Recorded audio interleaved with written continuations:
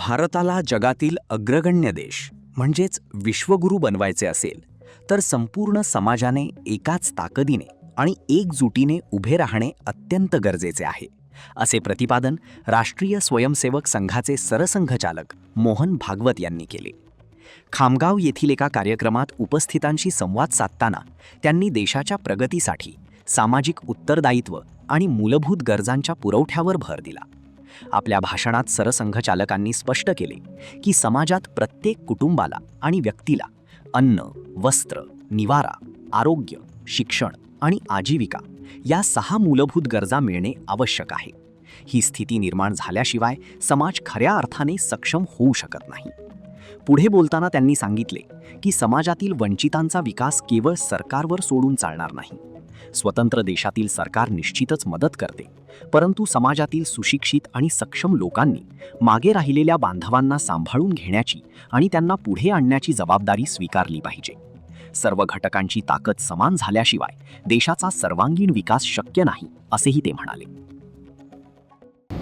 आणि आता देश आपला मोठा झाला पाहिजे, विश्वगुरू झाला पाहिजे, सगळ्यांनाच वाटतं. 2047 वगैरे असं आपण सगळं म्हणत होतो. असं व्हायचं असेल तर आपला देश, आपला समाज हा पूर्ण रूपाने पहिल्यांदा उभा राहायला पाहिजे ना, सारख्या बळाने. जी तुमची आमची ताकद आहे ती सगळ्यांची सारखी पाहिजे. बाकी माझी सगळी ताकद आहे, फक्त डाव्या बाजूला पॅरालिसिस आहे. मग माझं शरीर स्वस्थ नाही, मी काम करायला कमी पडेल.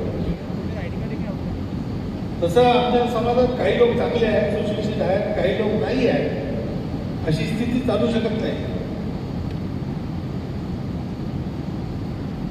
निदान काही बेसिक गोष्टी,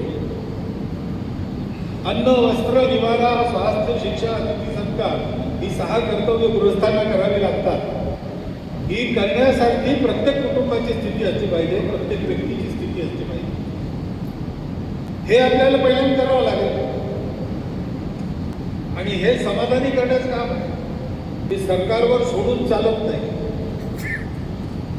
आपलं स्वतंत्र देशाचं सरकार आहे, त्यामुळे ते मदतच करेल. कोणतंही असलं तरी ते विरोधी जाणार हे नाही. इंग्रजांच्या वेळेला ही गॅरंटी नव्हती, मुघलांच्या वेळेला ही गॅरंटी नव्हती, आता आहे. पण म्हणून आता हे सरकारने करावं असं नाही केलं का, सरकार करेल करायचं, पण ही आपली जबाबदारी आहे. हा जो आज भटके आणि विमुक्त म्हणणारा समाज आहे, याच्यातला प्रत्येक माणूस हा आपला माणूस आहे.